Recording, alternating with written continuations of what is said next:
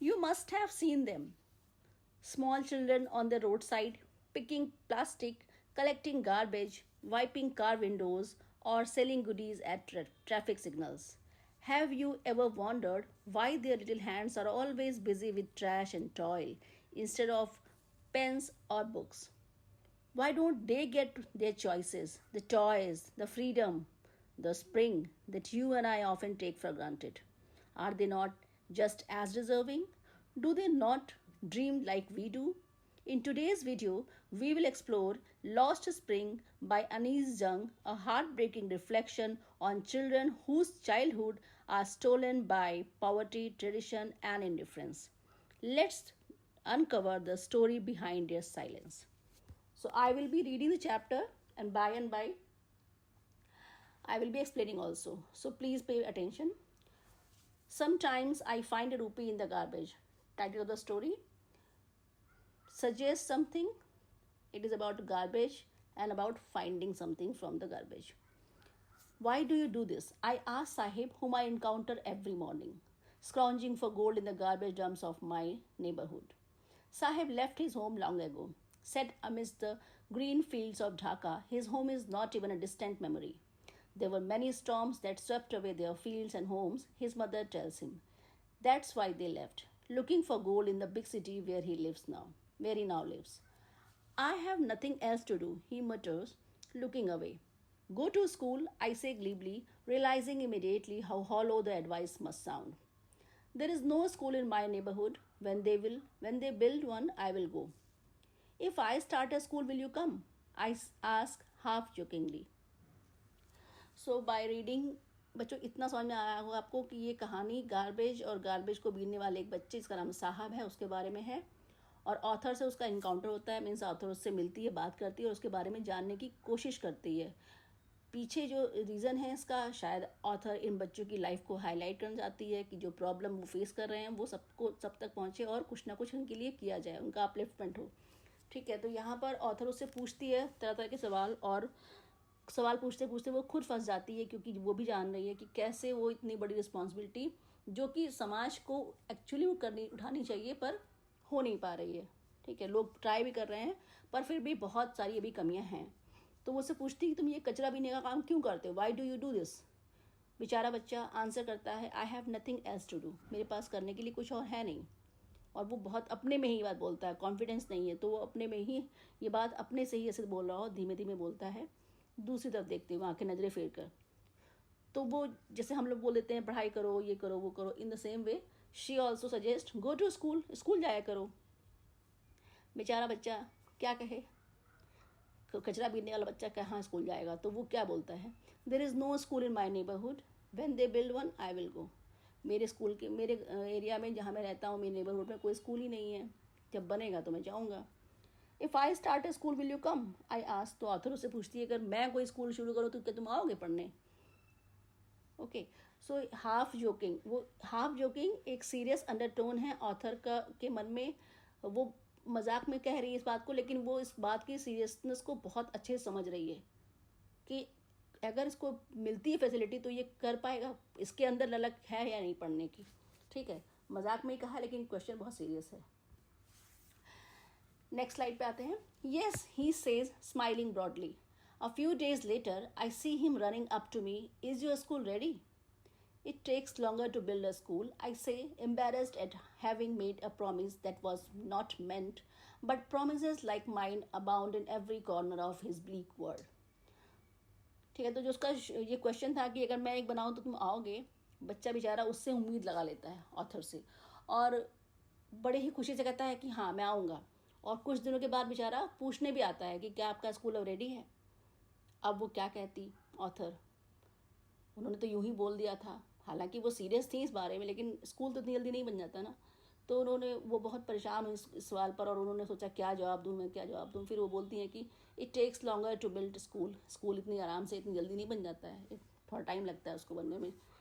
तो अब वो जान रही है कि उन्होंने उसके मन में एक उम्मीद तो जगा दी है, उसको वादा तो कर दिया है, बट वो वादा शायद पूरा हो ना हो इसकी कोई गारंटी नहीं है. तो वो फिर वो सोचती हैं कि ये मैंने एक वादा किया है, ये बेचारा बच्चा इतनी सारी प्रॉब्लम से जूझ रहा है, खाने को नहीं है, रहने को शेल्टर नहीं है, प्रॉपर सोने के लिए बिस्तर नहीं है, कल का कोई भरोसा नहीं है। ठीक है, तो कितने वादे इसके माँ बाप, दुनिया, हम सब इससे रोज़ करते हैं। इसकी दुनिया ऐसे वादों से भरी पड़ी है, इसकी उदासीन दुनिया, ब्लीक ग्लूमी जो दुनिया है, इसकी दुख भरी दुनिया है, वो इन वादों से भरी पड़ी है। आज की रात खाना नहीं मिला, बाई चांस पानी बरस गया, कचरा नहीं बीनने पाए, या ऐसा कुछ भी इस तरह का होता है इसमें कचरा नहीं बीन पाया, कचरे में कुछ मिला नहीं, कुछ उसके पहले बदले में इनको पैसा मिले, तो हो सकता है ऐसे भी वादे किए गए हों कि आज पेट नहीं भरा बेटा, कोई बात नहीं, कल खा लेना, कल शायद भर जाए पेट, आज छत टपक रही है, सोने को नहीं मिला रात में ढंग से, कल उसकी दिन में सो लेंगे, रात में सो लेंगे। ठीक है, आज किसी गवर्नमेंट ऑर्गेनाइजेशन ने या किसी ने जो है इनका झुग्गी झोपड़ी हटा दिया, घर ही नहीं रह गया, सामान सब बिखर गया, कल फिर बसा लेंगे। तो ऐसे छोटे छोटे कितने वायदे ये लोग खुद से, ऐसे बच्चे खुद से और इनके आसपास जो लोग हैं, जो समाज है, जो एक्चुअली में रिस्पॉन्सिबल है, वो इनसे करता रहता है और वो वादे कभी पूरे हो नहीं पाते हैं। After months of knowing him I ask him his name, Sahabe Alam, he announces. He does not know what it means. If he knew its meaning, Lord of the Universe, he would have a hard time believing it. Okay, तो यहाँ पर एक irony आपको दिखाई पड़ेगी कि after months of knowing him, हम किसी से मिलते हैं, कोई भी वो पर्सन हो, हम पहले सबसे पहले उसका नाम जानते हैं, फिर बात करते हैं, राइट। यहाँ पर आइडेंटिटी का कोई इम्पोर्टेंस ही नहीं है। इस तरह के बच्चे जो सड़कों पर कूड़ा बीन रहे हैं, ठीक है, इन बच्चों के लिए आइडेंटिटी का कोई इम्पोर्टेंस, इनके लिए नहीं, इनके प्रति समाज का कोई नहीं इम्पोर्टेंस नहीं है, समाज कोई महत्व नहीं देता इनके नाम को। तो यहाँ पर ऑथर ने ये लाइन लिखी है, शायद पीछे मकसद यही होगा कि after months of knowing him I ask his name, महीनों उसको जानने के बाद मैंने उसका नाम पूछा, और नाम भी क्या नाम था, साहब आलम, दुनिया का मालिक है, जो लॉर्ड ऑफ द यूनिवर्स। बेचारा बच्चा अपने नाम की मीनिंग नहीं जानता, और अगर वो जान भी गया तो उसको इसको एक्सेप्ट करने में बड़ी मुश्किल होगी कि नाम तो मेरा साहब आलम है और मैं कचरा बीन रहा हूँ। Unaware of what his name represents, he roams the street with his friends, an army of barefoot boys who appear like the morning birds and disappear at noon. Over the months, I have come to recognize each of them. ठीक है, अब वो इन सब बच्चों से सबको पहचान गई है, इसके पूरे ग्रुप को, और उनसे बातें करती रहती है ऑथर। तो वो पूछती हैं इनसे कि एक दिन सारे बच्चे जब घूम रहे थे तो उनसे पूछती हैं कि वो चप्पल्स क्यों नहीं पहने हैं। अब यहाँ पे चप्पल्स के बारे में इन्होंने बताया है, स्लीपर्स के बारे में बताया है, और ये पढ़ने के बाद आपको लगेगा कि जिस चीज़ को हम कभी ध्यान भी नहीं देते, घर में स्लीपर सभी पहनते हैं, और कभी ध्यान भी नहीं देते कि हमें क्या है ये, इसका क्या इंपॉर्टेंस है, क्योंकि हमें तो शुरू से बचपन से ही मिल रही सारी सुविधाएं, तो इन सुविधाओं के बारे में हम ध्यान ही नहीं देते कि हाँ ये चीज़ भी मिल रही है और ये कितनी इंपॉर्टेंट है हमारी लाइफ के लिए, बट हम उस पर ध्यान नहीं देते। ठीक है, यहाँ पर अभी आप पढ़ेंगे तो आपको पता चलेगा कि ये चीज़ें भी इनके लिए एक प्रदेशन है, एक ऐसी चीज़ है जिसके लिए ये तरसते हैं। चप्पल, एक मामूली सी हवाई चप्पल। ठीक है, तो चलिए पढ़ते हैं इसको। My mother did not bring them down from the shelf, he answers simply, even if she did he will throw them off, adds another who is wearing shoes that do not match. When I comment on it, he shuffles his feet and says nothing. I want shoes, says the third boy, who has never owned a pair all his life. Traveling across the country, I have seen children walking barefoot, in cities, on village roads. It is not lack of money but a tradition to stay barefoot, is one explanation. I wonder if this is only an excuse to explain away a perpetual state of poverty. ठीक है, तो वो बच्चों से तरह तरह के question पूछती है, उन बच्चों को बेयर फूट देखती है तो पूछती हैं ऑथर कि जब क्यों नहीं पहनी आपने, और आपका तो मैच नहीं कर रहा। और ये बच्चे अपने अपने हिसाब से अपना जवाब देते हैं कि अगर मम्मी ने उतार कर मुझे नहीं दी, मम्मी ने उतार कर नहीं दी क्योंकि मम्मी ने उसकी वैल्यू समझी कि अगर ये चप्पलें खो गई तो दोबारा जल्दी मिलनी नहीं है, उसके नसीब में होंगी नहीं, तो मम्मी ने उसको दी नहीं, क्योंकि वो बच्चा शायद लापरवाह किस्म का होगा, खो देता होगा। ठीक है, और ये सड़कों पर घूम रहे हैं तो खोना बहुत बहुत पॉसिबल है कि चप्पलें कहीं कूड़े कचरे में फंस जाएं, खो जाएं, तो बहुत पॉसिबल है। हर थे बच्चे ही बेचारे। ठीक है, और दूसरे और बाकी जो बच्चे हैं उन्होंने मैचिंग का नहीं पहन रखा है, जब उनसे पूछा जा रहा है तो वो लो कॉन्फिडेंस में अपने पैरों को पीछे खींच ले रहे हैं और बता नहीं पा रहे हैं कि मैंने क्यों दो पैरों की पहनी है, क्योंकि वही मिला है उनको। ठीक है, तो अब next paragraph. I remember a story a man from Udupi once told me. As a young boy, he would go to school past on an old temple where his father was a priest. He would stop briefly at the temple and pray for a pair of shoes. 30 years later, I visited his town and the temple, which was now drowned in an air of desolation. In the backyard where lived the new priest, there were red and white plastic chairs. A young boy, dressed in a grey uniform, wearing socks and shoes, arrived panting and threw his school bag on a folding bed. Looking at the boy, I remembered the prayer another boy had made to the goddess when he had finally got a pair of shoes. Let me never lose them. The goddess had granted his prayer. Young boys like the son of the priest now wore shoes, but many others, like the rag pickers in my neighborhood, remained shoeless. तो यहाँ पर जो author हैं वो एक story बता रही हैं एक आदमी की जो उडुपी को बिलोंग करता है कि बचपन में वो कैसे जब वो स्कूल जाता था तो रास्ते में मंदिर पड़ता था और उस मंदिर में उसके फादर पुजारी थे, पूजा करते थे, प्रीस्ट थे वहाँ पर। तो वो वहाँ मंदिर पे रुकता था और चप्पल के लिए प्रे करता था कि उसे एक चप्पल मिल जाए। और जब बाद में ऑथर वहाँ पे जाती है 30 साल बाद, तो भी वो देख रही हैं कि अभी भी ऐसे बच्चे हैं जो चप्पल के लिए प्रे कर रहे हैं। और एक बच्चा तो ऐसा भी था जिसने आकर थैंकफुल भी था वो, और वो गॉड से फिर प्रे करता है, गॉडेस से, कि ये चप्पल जो मुझे मिल गई है अब ये मुझसे अलग ना हो, मुझसे दोबारा कभी खोए ना। ठीक है, तो इतनी छोटी छोटी चीज़ें जिनका कभी हम ध्यान भी नहीं देते, ये इन बच्चों की पूजा में, भगवान से याचना में जो हम मांगते हैं उसका पार्ट है। सोचिए किस कदर की गरीबी है, किस हद तक गरीबी है और किस हद तक लोग जूझ रहे हैं इस गरीबी से। ठीक है, अब आगे बढ़ते हैं।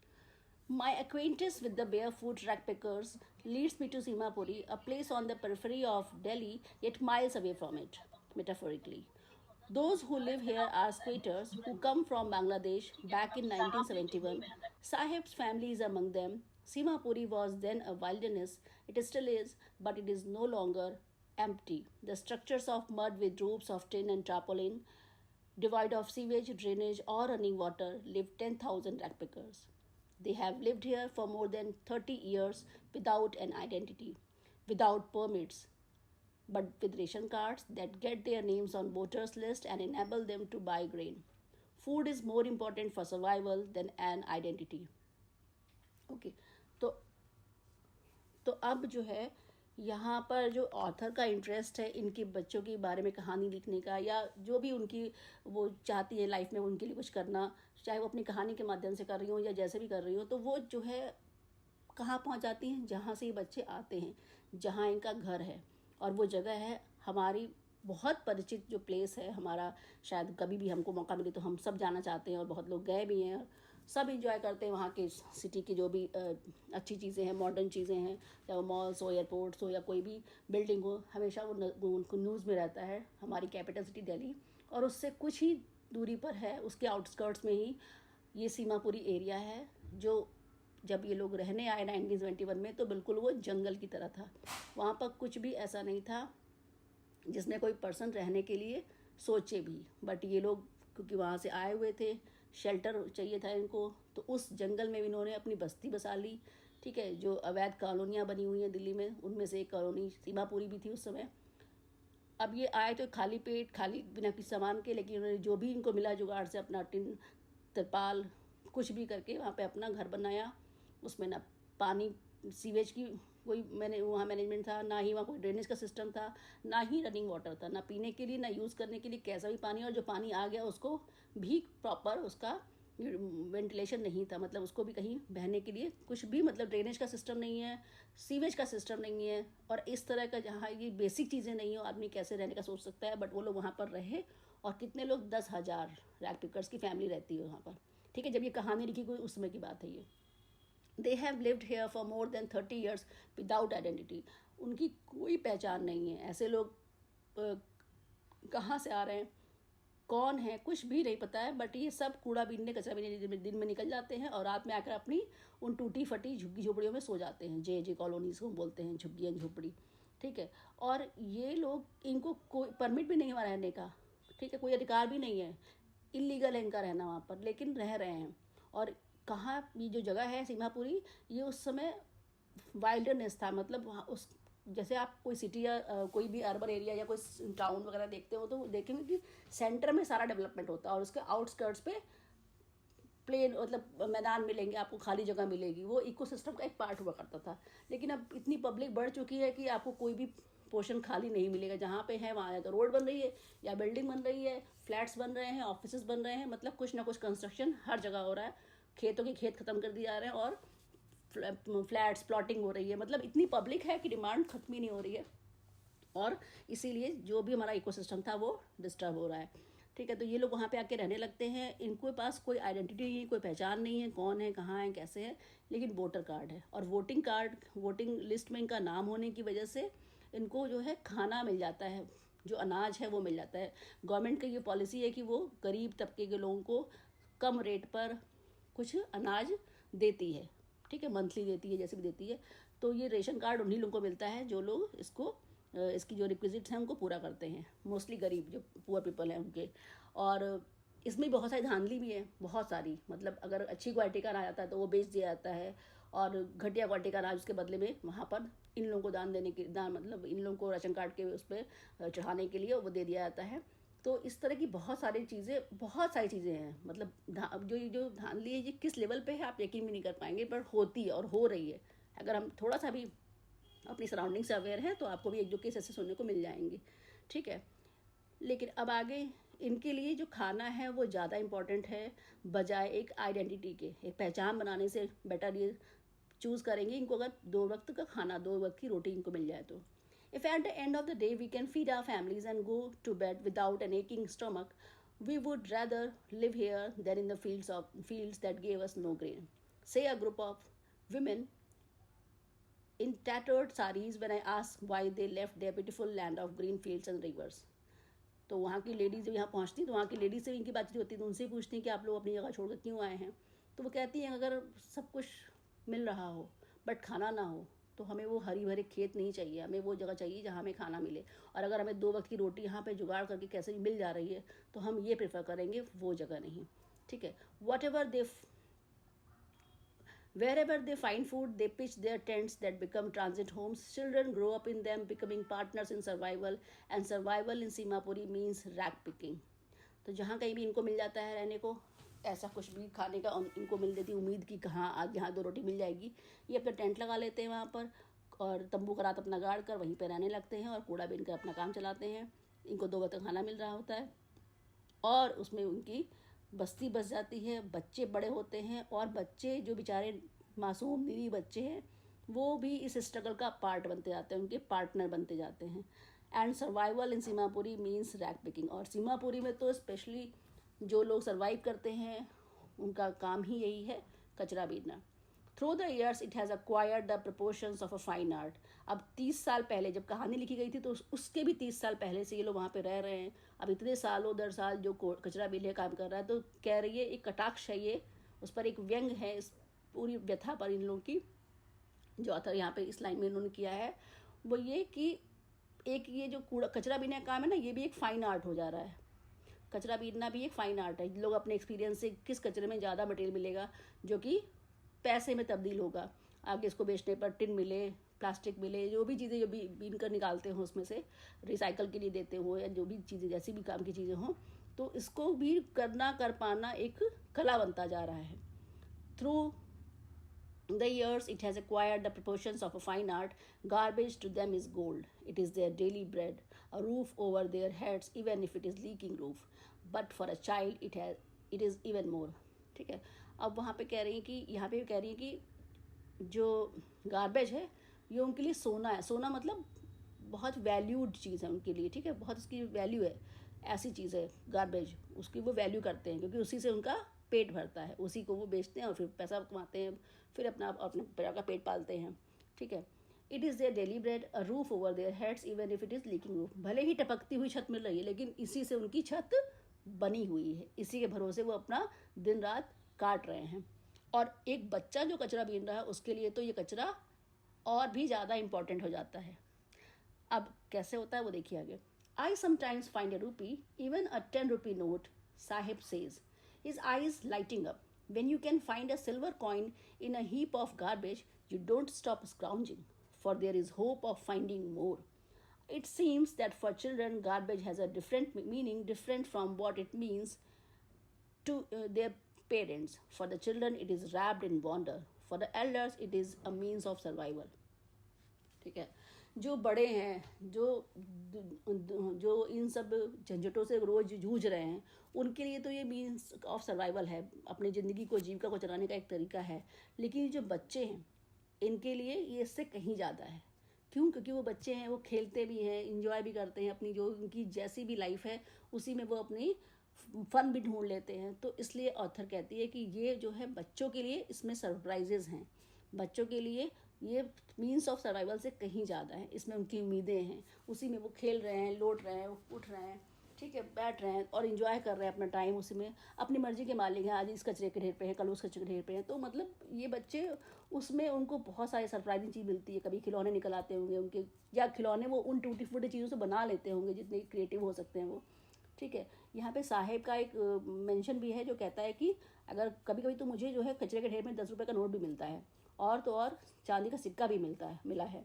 और जब ऐसी चीज़ मिलती हैं तो उसके बाद ये नहीं कि अब स्क्राउंजिंग बंद कर दें, आप खोजना बंद कर दें. क्यों? क्योंकि अब और ज़्यादा होप है. हो सकता है किसी अच्छे घर से वो कचरा आया हो तो उसमें कुछ और वैल्यूएबल चीज़ें इन लोगों को मिल जाएं. तो ये उसकी ट्रिक है. ठीक है. One winter morning I see Saheb standing by the fence gate of the neighborhood club, watching two young men dressed in white playing tennis. I like the game, he hums, content to watch it standing behind a fence. I go inside when no one is around, he admits. The gatekeeper lets me use the swing.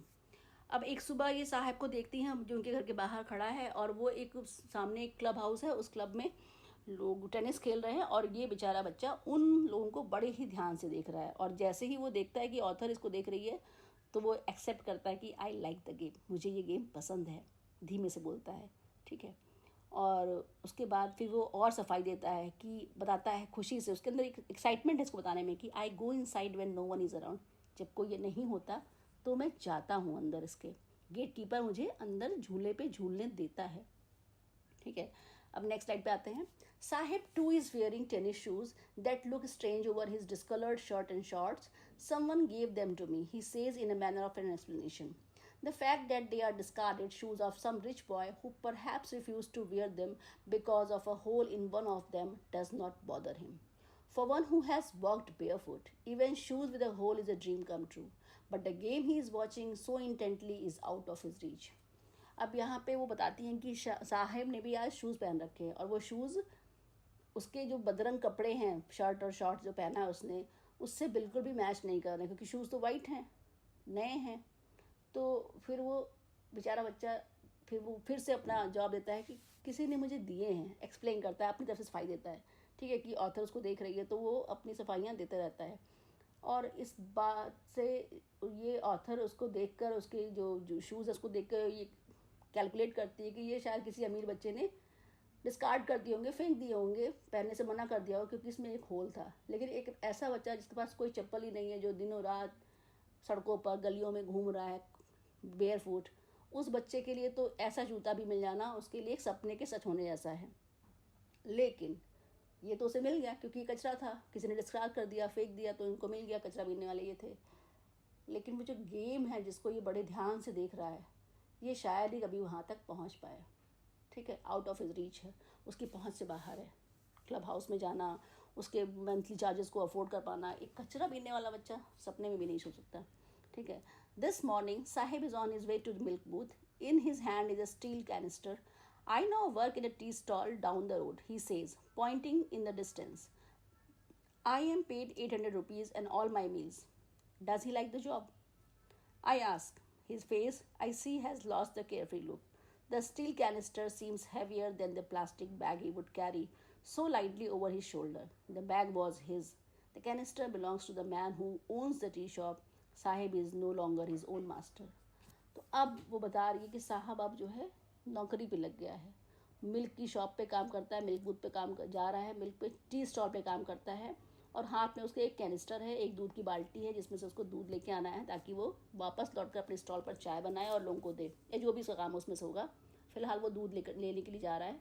साहब रास्ते में मिलता है और बताता है बड़े excitement से कि मुझे 800 रुपये मिलते हैं, और जो भी खाना वो खाता होगा 2 वक्त का 1 वक्त का वो उसको मिलता है. लेकिन ऑथर तो जान रही है रियलिटी, क्योंकि वो उसके चेहरे को देख रही है, तो वो तुरंत उससे पूछती है does he like the job, क्या उसे ही वो जॉब पसंद है जो वो कर रहा है। और इतना सुनते ही उसके चेहरे पर जो एक अल्हड़ मस्त मौला जो लुक था वो गायब हो जाता है। किसके चेहरे से? साहिब के चेहरे से।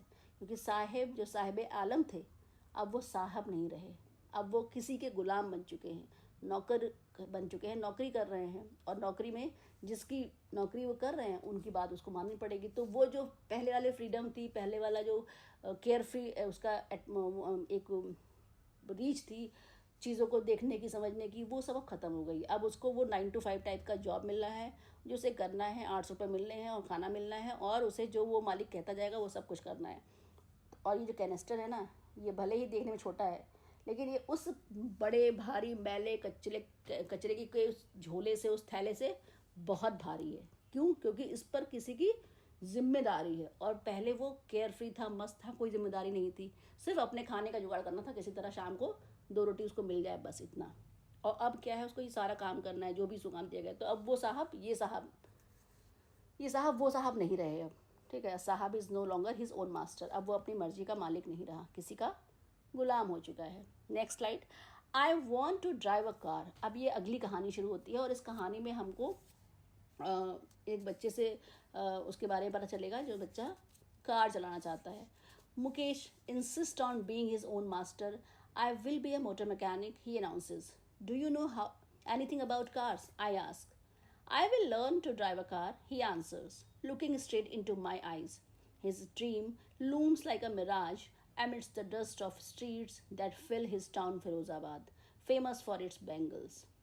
Every other family in Firozabad is engaged in making bangles. It is center of India's glass blowing industry, where families have spent generations working around furnaces, welding glass, making bangles for all the women in the land, it seems. ठीक है, तो यहाँ पर author एक दूसरे बच्चे से बात कर रही हैं, जो बच्चा जो है कार चलाने के बारे में बात कर रहा है कि मैं मोटर मैकेनिक बनूंगा। फिर वो उससे पूछती हैं कि क्या तुम्हें कार चलानी आती है? कहता है मैं सीख लूँगा।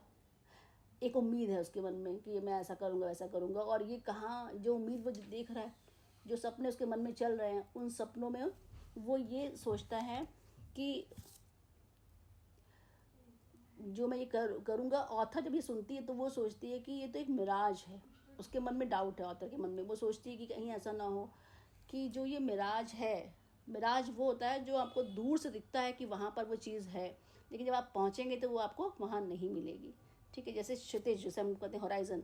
आपको लगता है कि ये धरती और आसमान वहाँ कहीं दूर पर मिल रहे हैं और मैं वहाँ पहुँचूँगा या पहुँचूँगी तो मैं उस चीज़ को छू लूँगी जहाँ पर ये दोनों मीटिंग पॉइंट जहाँ मिल रहे हैं।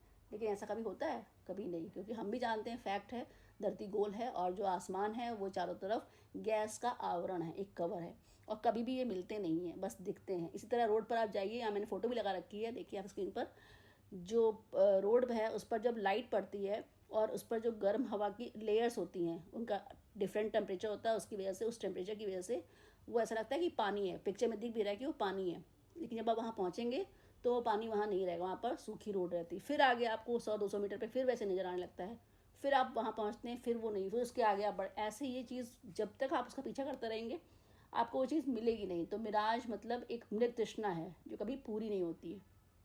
ठीक है, तो यहाँ पर भी ऑथर जो कह रही है कि ये उसका सपना है, कहीं ऐसा ना हो कि एक मिराज की तरह हो जाए। और ये मिराज की तरह होकर फिरोज़ाबाद की गलियों में जो पोल्यूशन है, चूड़ियों का जो भी धूल है, गर्द है, जो अपनी चूड़ियों के लिए फेमस है फैक्ट्रीज़ की वजह से, ऐसा ना हो कि इस धूल में उस बेचारे बच्चे का सपना भी गायब हो जाए, धूमिल हो जाए।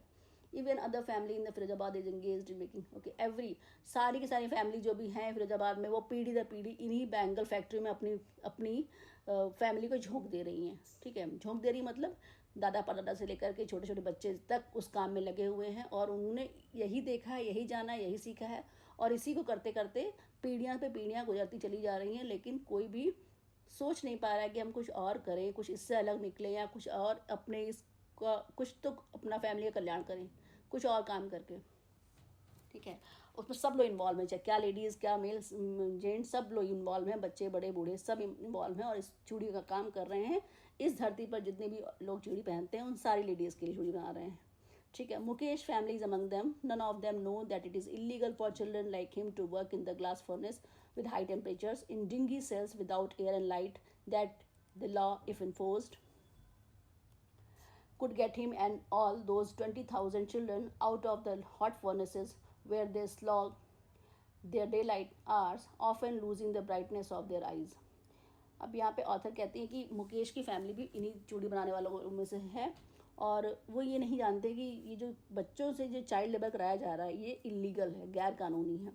क्या उसमें काम कराते हैं ये लोग? ग्लास फर्नेस में बच्चों को बैठाकर उनसे छोटे छोटे गंदे गंदे कारखाने जहाँ पे चूड़ियाँ बनती हैं, इनमें धूल है, वेंटिलेशन नहीं है, लाइट नहीं है, और लैंप के उजाले में बच्चों को काम करना पड़ता है दिन रात.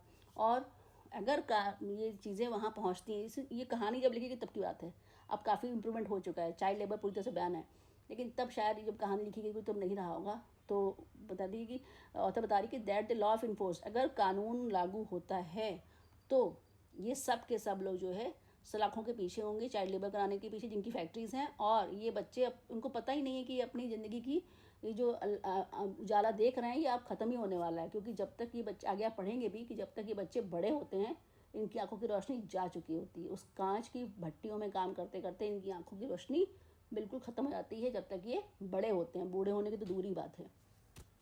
Mukesh eyes beam as he volunteers to take me home, which he proudly says is being rebuilt. We walk down stinking lanes choked with garbage, past homes that remain hovels with crumbling wall, wobbly doors, no windows, crowded with families of humans and animals coexisting in primeval state. He stops at the door of one such house, bangs a wobbly iron door with his foot, and pushes it open. We enter a half-built shack. In one part of it, thatched with dead grass, is a firewood stove over which sits a large vessel of sizzling spinach leaves. On the ground, in large aluminium platters, are more chopped vegetables. ठीक है, यहाँ पर मैंने half paragraph पढ़ा है अभी.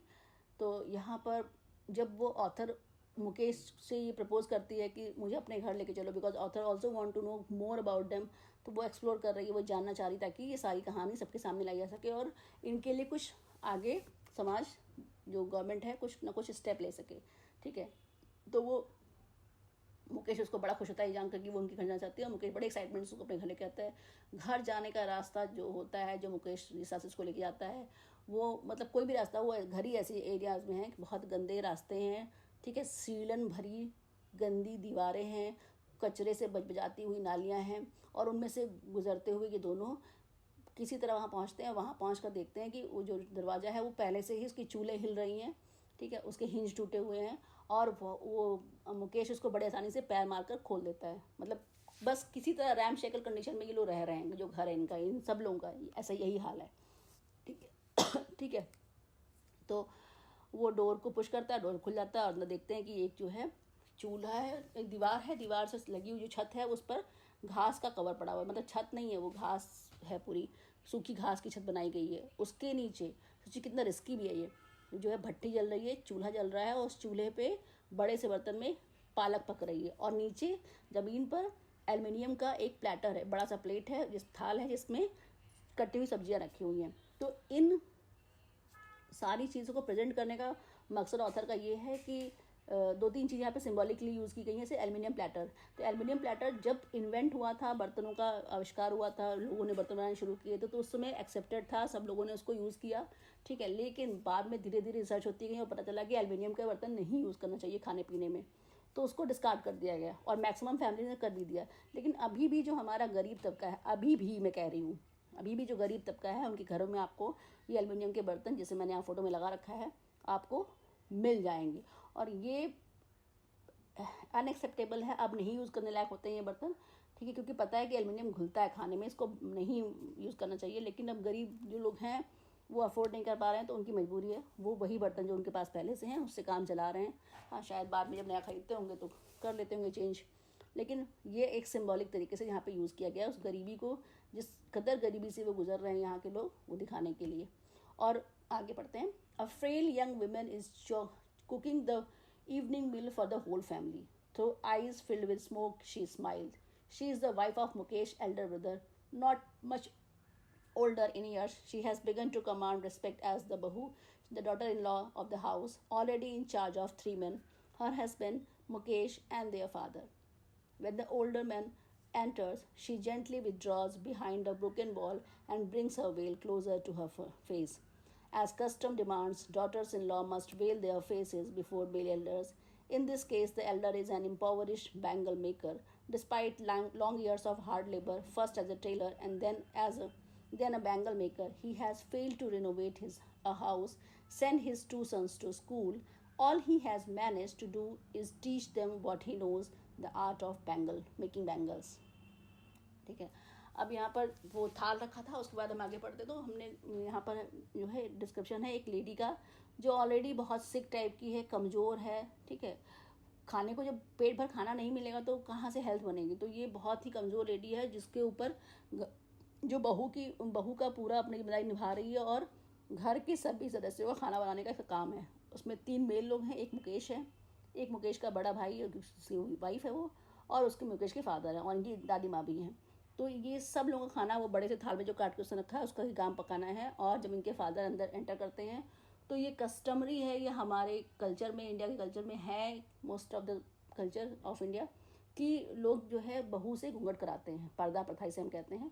हालांकि अब नहीं है, बहुत कम जगह हो रही है, लेकिन फिर भी पूरी तरह से गई नहीं है। तो यहाँ पर भी उस बेचारी को उस गंदे से सड़े सीलन भरे घर में रहते हुए भी अपने चेहरे को कस कर दुपट्टे से या अपना जो भी उसका चुनरी है और साड़ी का पल्ला है जो भी उसने पहन रखा है उससे ढकना होता है जब कोई मेल मेंबर होता है। मेल और फीमेल कोई भी हो, जो भी मतलब अगर इन लॉज हैं तो लेडीज़ को अपना फेस या अपना सर कवर करना ही होता है, ठीक है। अब नहीं है लेकिन फिर भी कुछ फैमिलीज़ में अभी भी होता है। तो यहाँ पर जो है, और जो जिनसे करना है वो बेचारे खुद बड़े ही दीनहीन एकदम कंडीशन में हैं, ना अपना घर बनवा पाए, ना अपना जो है बच्चों को पढ़ा पाए। सिर्फ और सिर्फ उन्होंने क्या किया है अपनी ज़िंदगी में, पहले टेलर का काम करते थे, सिलाई करते थे, और बाद में बैंगल मेकर बन गए, और मजबूरी में जो सिखा पाए वो इतना ही था, अपने बच्चों को भी चूड़ी बनाने की आर्ट सिखा पाए वो, ठीक है। तो उनसे ये पल्ला करती हैं और इनका घर इस तरह से चल रहा है, इतनी पुअर कंडीशन है। और उसमें मुकेश का ये सपना है। It is his karam, his destiny, says Mukesh grandmother, who has watched her son, her own husband, go blind with the dust from polishing the glass of bangles. Can a God-given lineage ever be broken? She implies. Born in the caste of bangle makers, they have seen nothing but bangles. In the house, in the yard, every other house, every other yard, every street in Firozabad, spirals of bangle, running sunny gold, paddy green, royal blue, pink, purple, every color born out of the 7 colors of the rainbow lie in mounds in unkempt yards, are piled on four-wheeled hand carts pushed by young men along the narrow lanes of the shanty town. And in the dark hutment, next to lines of flames of flickering oil lamps, sit boys and girls with their father and mother, welding pieces of colored glass into circles of bangle. Their eyes are more adjusted to the dark than to the light outside. That is why they often end up losing their eyesight before they become adults. अब यहाँ पर starting जो line है paragraph की, उसमें उसकी जो मुकेश की दादी माँ हैं वो कहती हैं कि ये तो इनका कर्म है, ये इनका भाग्य है, और भाग्य से जैसे हम लोग जनरली बोलते हैं जो भाग्य में है वही होके रहेगा, तो इस तरह ये कहती हैं। और जिस फैमिली में कोई ये बिलोंग करती हैं, जहाँ पे जिस वंश में लोग पैदा हुए हैं, वहाँ पर चूड़ी बनाने के अलावा उनका काम होता ही नहीं है। तो कहती है तो भगवान का लिखा हुआ है और इसको कोई बदल नहीं सकता है, जिस वंश में हम हैं इस वंश में यही काम होता है। मतलब वो सोच ही नहीं है कि इससे भी उभर कर, इससे भी ऊपर उठकर हम कुछ अलग करके अपना लाइफ को थोड़ा सा अपग्रेड कर सकते हैं, ठीक है। तो और फिर फिरोज़ाबाद की गलियों के बारे में लिखा हुआ है कि बहुत हर जगह, और एक्चुअल में आप जाएं तो आपको हर जगह कांच के बर्तन, कांच के सामान, चूड़ियाँ तो भरी पड़ी हैं गलियों में, रास्तों में, सड़कों पर, रोड साइड। आप हाईवे मतलब उतर के एक बार देखिए, जब कभी इधर से जाना हो आपको दिल्ली के रास्ते में, तो मतलब इतनी चूड़ियाँ दिखाई पड़ेंगी आपको, इतनी चूड़ियाँ दिखाई पड़ेंगी हर जगह, अच्छी गंदी सड़ी, मतलब कैसी साफ़ सुथरी हो, मतलब हर तरीके की जगह पे आपको चूड़ियाँ ही नज़र आएंगी, ठीक है। और ठेले पे लेकर आदमी ठेले को पुश करते हुए आगे बढ़ते हुए लेंगे। इन गंदे से गंदे जो ये एरिया है वहाँ पे कुछ भी हाइजीनिक नहीं है, और उस जगह पर ये लोग चूड़ियाँ बेचते नज़र आएंगे। और इन जो झुग्गी झोपड़ी हैं, जो छोटे छोटे जो कारखाने हैं, उन कारखानों के अंदर अंधेरे में, बिल्कुल अंधेरे में, सिर्फ और सिर्फ एक दिए की रोशनी में बैठकर पूरा परिवार जो है, माँ हो, बाप हो, बच्चे हो, बेटा हो, बेटी हो, जो भी है, वो सब मिलकर चूड़ियों में टाका लगा रहे हैं, चूड़ियाँ बना रहे हैं, जैसा काम जो कर पा रहा है वो सब पूरा का पूरा ख़ानदान उसमें लगा हुआ है। और यही रीज़न है कि इन लोगों की आंखें अंधेरे में ज़्यादा एडजस्ट हैं बजाय कि दिन के उजाले में। ठीक है, तो और इसी वजह से क्या होता है कि इन द लॉन्ग रन धीरे धीरे जब ये बच्चे बड़े होते हैं, एडल्ट होते होते, ठीक है, इनकी आई साइट जा चुकी होती है। ये बड़ा स्ट्राइकिंग फैक्ट है, बट ये है। Savita, a young girl in a dark pink dress, sits alongside an elderly woman soldering pieces of glass. As her hands move mechanically like the tongues of a machine, I wonder if she knows the sanctity of the bangles she helps make. It symbolizes an Indian woman's suhag, auspiciousness in marriage. It will dawn on her suddenly one day when her head is draped with a red veil, her hands dyed red with henna, and red bangles rolled on her wrist. She will then become a bride, like the old women beside her who became one many years ago. She still has bangles on her wrist, but light in her eyes. But no light in her eyes. एक वक्त शेर भर खाना भी नहीं खाया. She says in a voice drained of joy. She has not enjoyed even one full meal in her entire lifetime. That's what she has reaped. Her husband, an old man with a flowing beard, says, I know nothing except bangles. All I have done to make a house for the family to live in.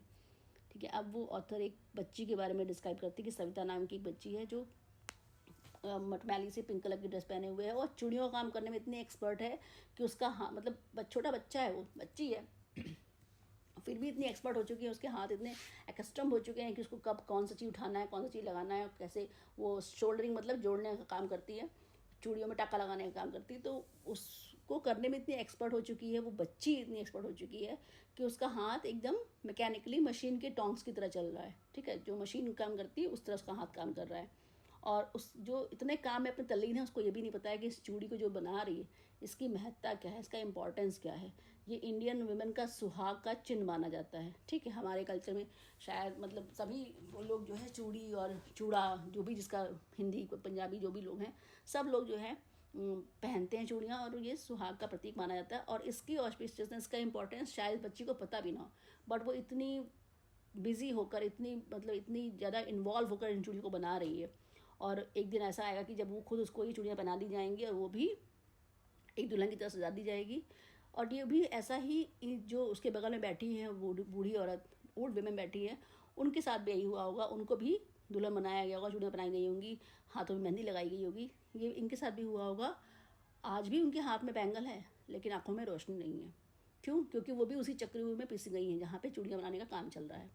और बेचारी फिर वो recall करती हैं, बताती हैं कि एक वक्त शेर भर खाना भी नहीं खाया अपनी पूरी लाइफ में एक बार भी उन्होंने भर पेट खाना नहीं खाया है, हमेशा आधे पेट खा के सोई हैं, इतनी गरीबी है। ठीक है, और कभी जो है यही उनकी ज़िंदगी में कमाई है, थोड़ा थोड़ा पेट काट काट के अपना जिया है उन्होंने। उनके जो हस्बैंड हैं वो कहते हैं I know nothing accept bangles, चूड़ियों के अलावा मुझे कुछ नहीं आता है, मैंने कुछ नहीं जाना है। हाँ, बस मैं इतना कर पाया हूँ कि मेरे सर पर एक छत है जिसमें मेरा परिवार, जिसमें अपने आप को छुपा सकता है, सर छुपाने के लिए मेरे पास एक जगह है, बस बहुत बेयर मिनिमम। और वो घर भी कैसे हैं देख लिया आपने डिस्क्रिप्शन में भी पहले। Hearing him, one wonders if he has achieved what many have failed in their lifetime. He has a roof over his head. उनको सुनकर ऐसा लगता है कि अरे इन्होंने तो वो अचीव कर लिया जो बहुत सारे लोग अपनी ज़िंदगी में अचीव नहीं कर पाते, अपना उनका मकान नहीं होता है बहुत सारे लोगों का। और ये चूड़ी का बिजनेस कर करके, चूड़ी का कारखाने में दिन रात अपने आप को झोंक कर एटलीस्ट इन्होंने इतना तो कर लिया है। The cry of not having money to do anything except carry on the business of making bangles, not even enough to eat, rings in every home. और ये जो दुख है, जो ये विपदा है कि पैसा नहीं है कुछ और कर पाने के लिए, सिर्फ और सिर्फ अपने आप को, जैसे ही बच्चा होता है थोड़ा काम करने लायक, उसको झोंक देना उस भट्टी में, काम कर रहा है दिन रात, चूड़ी बना रहा है। ये हर घर की कहानी है, ये हर घर की त्रासदी है वहाँ पर। The young man echo the lament of their elders, जो नए लड़के निकलते हैं वो अपने जो उसके पहले के लोग हैं उनके वही सेम वो इको करते, मतलब वही सेम दुख, वही सेम सारी त्रासदी नई जनरेशन के लोग भी फील करते हैं, और फिर उनके बाद जो जनरेशन आती है वो भी वही, मतलब ये चेंज चलती जा रही है, ठीक है। Little has move with time it seems in Firozabad. समय के साथ कुछ बदला नहीं है, बहुत कम चीज़ें हैं जो बदली हैं। Years of mind numbing toil have killed all initiative and the ability to dream. और इस दिमाग को सुन्न सुन्न कर देने जितनी मेहनत जो है, उसने सारा इनिशिएटिव और जो एबिलिटी है सपने देखने की जो योग्यता थी वो उसको ख़त्म कर दिया, छीन कर दिया। Why not organize yourselves into a cooperative? I ask a group of young men who have fallen into the vicious circle of middlemen who trapped their fathers and forefathers. अब ये उनको प्रपोज करती है लोगों से कि आप एक अपना संघ, अपना एक कोऑपरेटिव बनाकर क्यों नहीं चलते, अपनी एक संगठन बना के रहिए आप लोग, ताकि आपके जो हक हैं वो आपको मिले। लेकिन क्या जवाब मिलता है कि जो ये मिडिल मैन है इनके ट्रैप से हम बच नहीं सकते। अगर हम कंप्लेंट भी करेंगे, even if we get organized, we are the one who will be hauled up by the police, beaten and dragged to jail for doing something illegal, they say. अगर हम कंप्लेंट भी करते हैं, अपना ग्रुप बनाकर भी कुछ काम करना चाहें, तो भी हम ही पकड़े जाएंगे, क्योंकि बहुत सारी जो नियमों कानूनों की धज्जियाँ उड़ाई गई हैं फैक्ट्रीज में, उसमें भी हम ही फंसेंगे और पुलिस हमें ही पकड़ेगी और हमें ही जेल की सलाखों के पीछे डालेगी, ठीक है। And there is no leader among them, no one could help him them see things differently. इन लोगों के बीच में कोई भी लीडर नहीं है, कोई ऐसा नहीं है जो एक विजन लेके चले और चीज़ों को दूसरे तरीके से देखे। Their fathers are as tired as they are, ही चाहे जनरेशन यंग हो या ओल्ड हो, सब ऐसे ही थके हुए हैं, काम कर करके अपनी ज़िंदगी को खपा दिया है उसमें। They talk endlessly in a spiral that move from poverty to apathy to greed and to injustice. और वो सब उसी के बारे में बात करते हैं, और उसी में बात करते करते उसी चक्रव्यूह में पिसते जा रहे हैं जो मूव करता है, घूमता है गरीबी से कष्ट की तरफ। लालच क्या है, वो थोड़ा सा लालच है बस जो मिल रहा है उनको, और जो है नाइंसाफ़ी की तरफ। मतलब ये जो उनकी लाइफ है इन्हीं चार चीज़ों से घिरी हुई है, और इसी चक्रव्यूह में वो पिसते जा रहे हैं। Listening to them, I see two distinct words. One of family caught in a web of poverty, burdened by the stigma of caste in which they are born. The other, a vicious circle of the sahukars, the middlemen, the policemen, the keepers of law, the bureaucrats, and the politicians. Together, they have imposed the baggage on the child that he cannot put down. Before he is aware, he accepts it as naturally as his father. To do anything else would mean to dare, and daring is not part of the his growing up. When I sense a flash of it in Mukesh, I am cheered. I want to be a motor mechanic, he repeats. He will go to a garage and learn, but the garage is long way from his home. I will walk, he insists. Do you also dream of flying a plane? He is suddenly silent. No, he says, staring at the ground. In his small murmur, there is an embarrassment that has not yet turned into a regret. He is content to dream of cars that he sees hurtling down the streets of his town. Few aeroplanes fly over Firozabad. अब यहाँ पर last जो paragraph है बहुत important है। यहाँ पे author calculate करती है कि इन बच्चों को और इनके पेरेंट्स को और जो फैमिली है इनको देखकर मुझे ऐसा लगता है कि दो दुनिया है, एक दुनिया नहीं है, दो दुनिया है। एक दुनिया जो उसके पेरेंट्स हैं जिन्होंने उसको उस काम में लगा दिया, वो सुविधाएं नहीं दी जो वो डिज़र्व करते थे, वो फैसिलिटी नहीं दी, वो इन्जॉयमेंट बचपन का नहीं दिया। और दूसरा वो ग्रुप है या वो दुनिया है दूसरी जो ऐसा करने के लिए इन पेरेंट्स को बाध्य करती है। कैसे?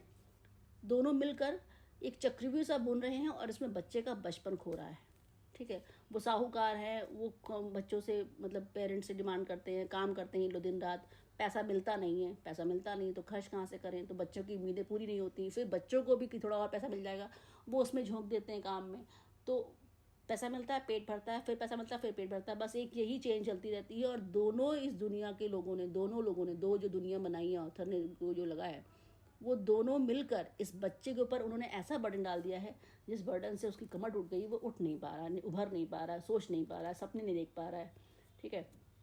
और वो उसको उतना ही नेचुरली तरीके से एक्सेप्ट कर लेता है, इस नौकरी को, इस जॉब को, इस काम में ऐसे अपने आप को झोंक देता है जैसे उसने अपने पिता को झोंकते हुए खुद को देखा है। और वो कुछ भी हिम्मत बच्चा नहीं कर पा रहा है, उसका बचपन चुरा लिया गया, उसके बचपन मतलब जो उसके बचपन का जो बसंत मौसम था, वो मौसम पूरा उसकी लाइफ से गायब हो गया है, वो पार्ट, क्योंकि वो तो होश संभालने से ही कमाने खाने के जुगाड़ में लग गया है। तो ऐसे लोग को जो कुछ ना तो हिम्मत है, ना वो कुछ सपने देख पाते हैं, और वो बड़े होते तो हैं लेकिन ये सपने देखना, उनके लिए कुछ काम करना, सपनों को पूरा करने की चाहत रखना, ये उनके बड़े होने के हिस्से में नहीं है, ये उनके बड़े होने का पार्ट ही नहीं है। और जब ऑथर मुकेश की आंखों में ये चमक देखती है तो उसको बहुत अच्छा लगता है कि मुकेश के मन में एक सपना तो है और उस सपने को शायद वो पूरा भी करे। और इसी उत्साह में वो उससे पूछती है कि तुमने कार चलाने का तो फैसला किया है, गैरेज खोलोगे, लेकिन क्या तुमने कभी ये सोचा है कि तुम एरोप्लेन भी उड़ा सकते हो? तो बेचारा बच्चा, सोचिए, जो सामने चीज़ें दिख रही है उनको इमेजिन करके उनके लिए चाहना, सोचना, सपने बुनना आसान पड़ गया उस बच्चे के लिए। और जो चीज़ें नहीं दिखती हैं उसके बारे में तो बहुत दूर की बात है कि सोचना, ठीक है। लेकिन ऐसा है, इंसानों ने, लोगों ने, साइंटिस्ट ने ऐसा किया है। जो चीज़ें नहीं हैं उनके बारे में इमेजिन करना, उनके होने से क्या फ़ायदा होगा ये सोचना, और फिर उसको करके दिखाना, ये सब कुछ पॉसिबल है। एक एग्जांपल मैं लूँ एरोप्लेन का ही आपका, तो एरोप्लेन्स जो हैं, कभी किसी ने सोचा होगा कि ऐसा कुछ होता तो काश, फिर उसमें बैठना, वो हिम्मत दिखाना, बैठ कर उड़ना, और उड़ने के बाद फिर वापस सक्सेसफुली लैंड करना, और अब तो ये नीड बन चुकी है। तो ये जो पूरा चीज़ है इसके बारे में ऑथर ने एक लाइन में कह दिया कि few aeroplanes fly over Firozabad.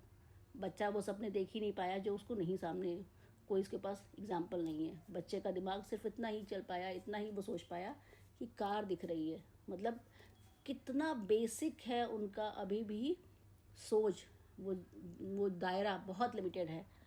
तो इसी लाइन के साथ ये स्टोरी यहाँ पर दोनों स्टोरीज ख़त्म होती हैं। अब कुछ क्वेश्चंस हैं इंपॉर्टेंट, उनको डिस्कस कर लेते हैं। What is Sahab looking for in the garbage dumps? What does this reveal about his hopes and reality? तो साहब गार्बेज डंप में क्या ढूंढता था और ये उसकी रियलिटी और होप्स दोनों के बीच में क्या बताती है आपको। तो यहाँ पे कुछ कीवर्ड्स हैं, सिंबोलिज्म है, पॉवर्टी है, इल्यूजन ऑफ होम है, होप है, garbage becomes both survival and inspiration.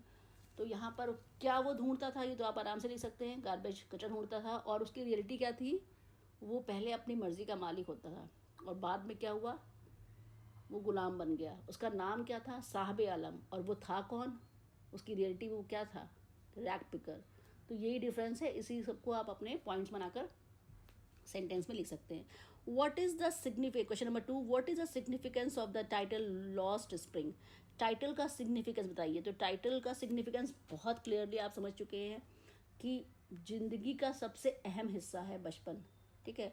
कहा भी गया है कि मुकद्दर फिर उन्हें जो कुछ बना दे, सभी हैं लोरियों तक शहजादे। तो ये बचपन है ना, इस बचपन में हर बच्चा अपनी माँ का, बाप का लाडला होता है और बड़ी उम्मीदें उसको अपने आप से और उसके घर वालों को उससे होती हैं। आगे जाकर वो कितना सक्सेसफुल होता है, कितनी चीज़ें उसको पा पाता है अपनी ज़िंदगी में, सफलता कितनी उसको मिलती है, इसमें बहुत सारी चीज़ें मिलकर काम करती तब होता है। लेकिन यहाँ पर जो टाइटल है वो टाइटल यही हमें बताता है कि बच्चे का बचपन जो है, जो वसंत मौसम की तरह प्लेजेंट होता है, प्यारा सा मौसम होता है, वो उसकी लाइफ से गायब हो चुका है, चुरा लिया गया है, खो गया है। और इसके कसूरवार कौन है? समाज के लोग, कानून के रखवाले, नेता मंत्री और हर वो आदमी जो करप्ट है, ठीक है। तो इसमें भी कुछ आपके जो वर्ड्स हैं, कीवर्ड्स, इनको देख लीजिएगा। Metaphorical meaning of spring, a season of youth, freshness and growth, and how it is lost due to child labor and systematic injustice। जो सिस्टम की खराबियां हैं, लूप होल्स हैं, उनकी वजह से जो चाइल्ड लेबर हम करवा रहे हैं बच्चों से, किसी भी तरीके से लोग करवा रहे हैं अपने घरों में, चाहे सर्वेंट रख के करा रहे हों, चाहे अपनी चाय की दुकान पे जो छोटू मिलता है वो, ये सब कुछ चाइल्ड लेबर का पार्ट है और इसके लिए हम सब कसूरवार हैं कहीं ना कहीं। नेक्स्ट क्वेश्चन है, Saheb is no longer his own master, explain the irony in his statement. एक तो पहली आयरनी कि नाम बच्चे का साहब आलम और बेचारा कचरा बीनता है। दूसरी आयरनी कि नाम साहब है पर वो खुद का ही मास्टर नहीं रह गया है। क्यों? क्योंकि वो अब दूसरे की नौकरी कर रहा है, दूसरे के कहने पे उसको काम करना है, क्योंकि उसको बदले में खाना मिलेगा और पैसे मिलेंगे। तो इस आयरनी को आप एक्सप्लेन कर सकते हैं आराम से, कीवर्ड्स यूज़ कर लीजिएगा। Cruel trade off between employment and freedom, ठीक है। वो पहले कैसा मस्त मौला अल्हड़ जीवन जी रहा था और अब वो बर्डन में होकर काम कर रहा है। तो ये दोनों डिफरेंस है, ये आयरनी भी उसकी हुई। Why can the bangle makers of Firozabad organise themselves into a cooperative? ये जो बिचौलिए होते हैं ना, एजेंट्स, मिडिल मैन, ये बनने ही नहीं देते हैं और कुछ हमारी भी पॉलिसीज़, कुछ कंपनी की जो पॉलिसी होती है वो ऐसी होती है कि जो उसके एम्प्लॉय होते हैं, जो उसके वर्कर होते हैं, उनको भी अगर उनकी मांगे, उनको कुछ करना है तो वो सिस्टम के अगेंस्ट जा ही नहीं सकते। क्यों? क्योंकि या तो उनको नौकरी निकाल दी जाएगी, उनको ले ली जाएगी उनकी नौकरी, या फिर उनको साइन करा लिया जाते पहले ही ज्वाइनिंग पर कि वो कभी भी स्ट्राइक पे नहीं जाएंगे, और अगर गए तो वो गैर कानूनी हो जाएगा।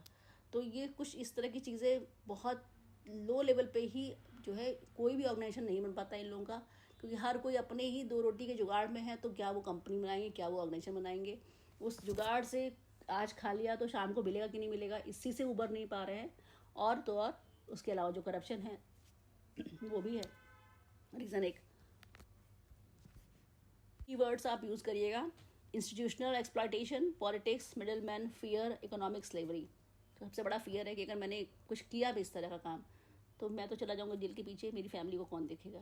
इकोनॉमिक स्लेवरी, अभी सुबह का खा लिया शाम के लिए जुगाड़ करना है, शाम का खा लिया सुबह का जुगाड़ करना है, उसमें दवाइयाँ, जवान, बुढ़ापा और जो नीड्स हैं रोज़ की, उन सब को पूरा करते करते जो है वो कुछ और सोच ही नहीं पाते कि इससे अलग निकल कर एक लीडरशिप करके या कुछ भी करके इस चीज़ से उभरे, बाहर ऊपर निकले। नेक्स्ट क्वेश्चन है आपका, last question: how is Mukesh different from the other bangle makers of Firozabad? He is different. How he is different? Because of the hope he has, because of his dream of opening a motor garage. बाकी बच्चे तो सपने ही नहीं देख रहे हैं वहाँ के, ये मुकेश बहुत अलग है उन बच्चों से जो सपने एटलीस्ट देख रहा है। तो individual agency, hope and the power of dreams, personal ambition versus inherited fate. अब यहाँ पर ये सारे कीवर्ड्स आप यूज़ करके एक अच्छा सा आंसर फ्रेम कर सकते हैं कि वो सपने देखता है, उसके अंदर जो है सपने देखने की क्षमता है और उसकी एम्बिशन भी है, लेकिन जो फैक्ट है वो उसका वही, जो उसके दादा परदादा ने वही काम किया है चूड़ी बनाने का, तो ऐसा ना हो कि वो भी इस ट्रैप में आ जाए। ठीक है, तो ये सारी चीज़ें आप मेंशन करके अपना आंसर फ्रेम कर सकते हैं। और मैं कहूँगी कि सपने देखिए, सपनों को अचीव करिए, उनके लिए काम करिए दिन रात, अच्छे मार्क्स पाइए, और वीडियो को वॉच करते रहिए, लाइक भी करते रहिए, शेयर सब्सक्राइब भी करिए। Thank you.